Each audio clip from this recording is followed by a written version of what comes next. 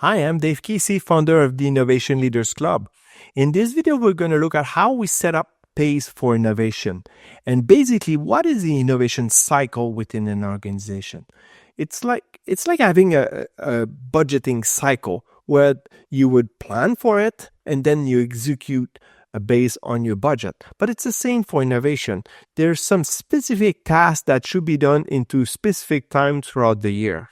One issue with innovation, most of people within the organization do find it important. Some of them would even say it's very important, but the issue is it is rarely urgent. So this is why by setting up innovation cycle, it set the pace to what should be done at what time in the year, ultimately in order to innovate like if you were running a marathon, but not innovate it like you were making a sprint. Because if you make a sprint, like let's say for running, ultimately you will not run very far.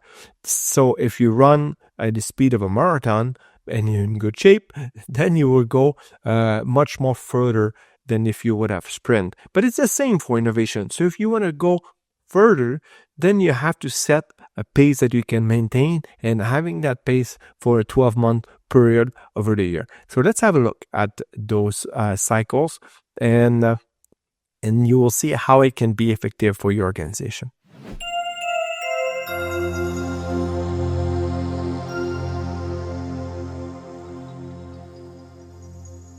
This video from the Innovation Leaders Club explores how to set a proper pace for innovation. Like defining your organizational strategy or budgeting, your organization should plan recurrent innovation cycles to set a pace for conducting proactive innovation activities. Knowing the innovation cycle approach will help you define the appropriate cycle for your organization.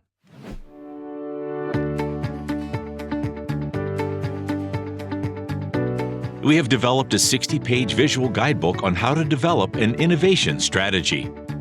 It is a fully illustrated step-by-step guide to building the foundation of an innovation system. Click the link in the description below to download it for free.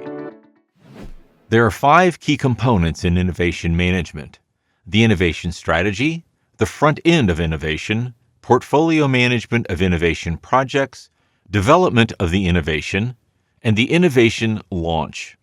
The innovation cycle applies to all components of an innovation management system.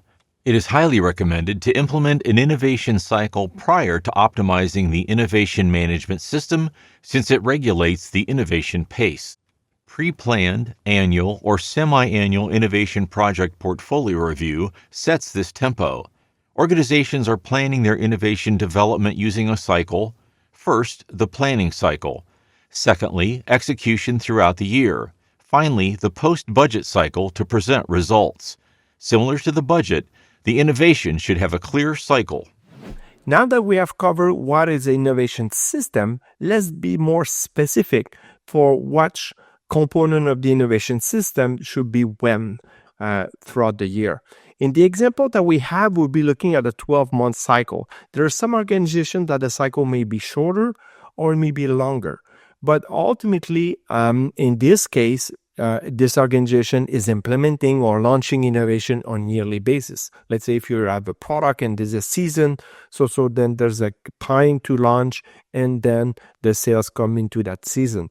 There's organization that could have 2 launches per year, but limit yourself if you don't have a specific season. So if you could launch anytime during the year, limit yourself as to either 1 or 2 launches a year. And there's value to group those launches in order to create impact.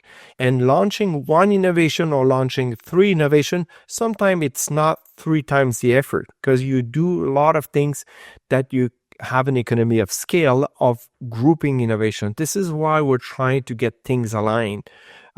Same for, let's say, portfolio review that you noticed earlier in the video. So you're to select which are the best project proposal, but it means at one point the different project proposal have to be ready at the same time.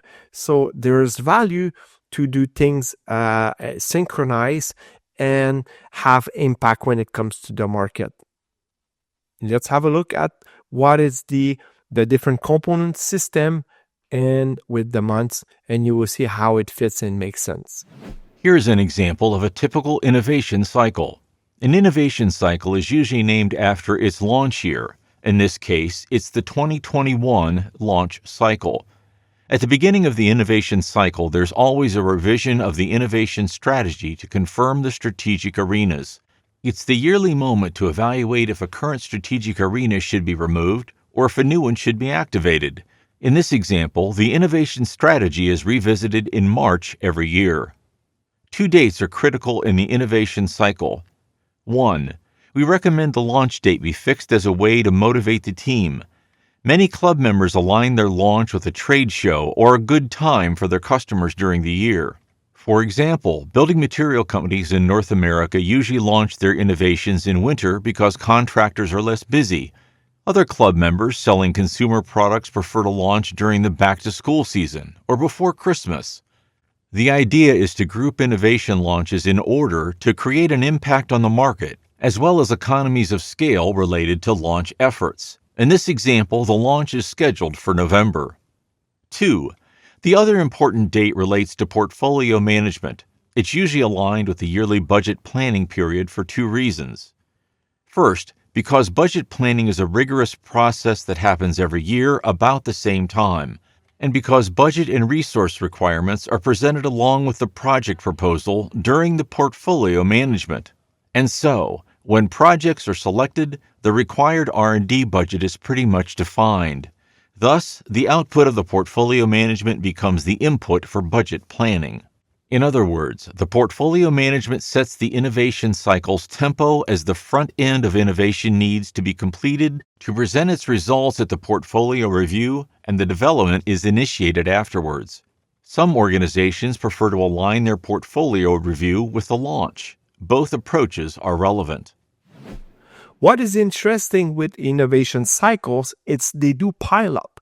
Let's say if you have 1 year cycle, but it's a 1 year development, but before you get into this development, you notice there's kind of a 6-month period to get prepared, period that we call the ensure the strategy is still in place, still current, it's still the right one, and doing the front-end innovation. So the rule of thumb is your development and to the launch period is a year. Your front-end innovation is 50% of that period. So if let's say if you have a 6-month development cycle, then you will end up having a 3 months front end. That's a rule of thumb.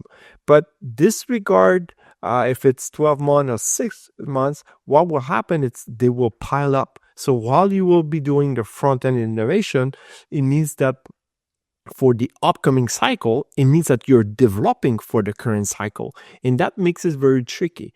And that's why it is very difficult to get people to focus on front-end innovation, which is really key, because ultimately this is where you bring the project proposal.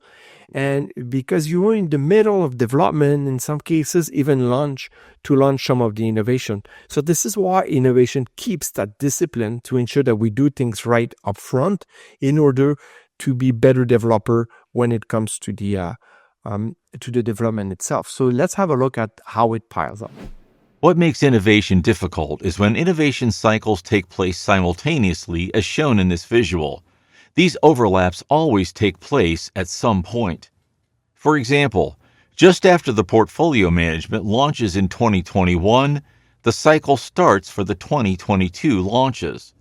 And so, while a team should be developing innovation to be launched in 2021, it should also be performing front-end of innovation activities to prepare for the 2022 portfolio review, and it should soon after initiate the strategy review for 2023 launches. Moreover, the development which is urgent competes with the front end of innovation, which is also very important. It's unfair competition, and most of the time, the front end of innovation is underperformed and affects the upcoming development. Some club members solve this issue by having one team working on a launch year and another team working on every other year. Other club members have dedicated resources to the front end of innovation and others to development so that their teams can focus on specific tasks and become experts in their field. Some club members have designed their innovation cycle around the stage gate process. This is mostly found in organizations where the stage gate process is an already established legacy process and they've managed to modernize it over the years, but it's still at the core of their innovation system. In this case, the first two gates fall under the front end of innovation, with Gate 2 being the portfolio review. Companies currently implementing the stage gate process don't necessarily include the front end of innovation here. Instead, it starts after the portfolio review, thus Gate 2. There's a separate bundle targeted specifically at the innovation development process. The visual presented here is an extract from Robert G. Cooper's book, Winning at New Products, 5th edition, explaining why it's on a different graphical charter. Dave Casey, the founding president of the Innovation Leaders Club, has contributed to this edition. This is the same stage gate process that respects our graphic template so that they can fit with your other visuals. The idea is to provide you with various options, so feel free to use the visual you prefer. Remember that all models are editable, so you can easily tailor them to your reality. When using the stage gate process to design the innovation cycle, we should note that it isn't different from what we've previously presented. The innovation cycles will take place simultaneously. The challenge remains in dedicating resources to work on the next front end of innovation cycle while having a part of the team develop, test, or even launch innovations. It's usually during these last phases that the team gets very busy and neglects the next cycle. Front end of innovation is always recognized as important within an organization. However, it rarely makes it to the urgent level, except if you've indicated specific dates within your innovation cycle. I hope you found this video useful. You see how important it is to have a clear innovation cycle to set the pace for innovation. And I really do believe that if you want to be a good developer, you need to have a strong front end of innovation. But if you want to have a strong front end innovation, you must have there's innovation cycle because they pile up. And it's never a priority to the front end when you're at the end of development of the previous cycle and about to launch. Very key to be successful. And but it is a challenge to implement, but good innovators are doing it, and ultimately it becomes part of their working life.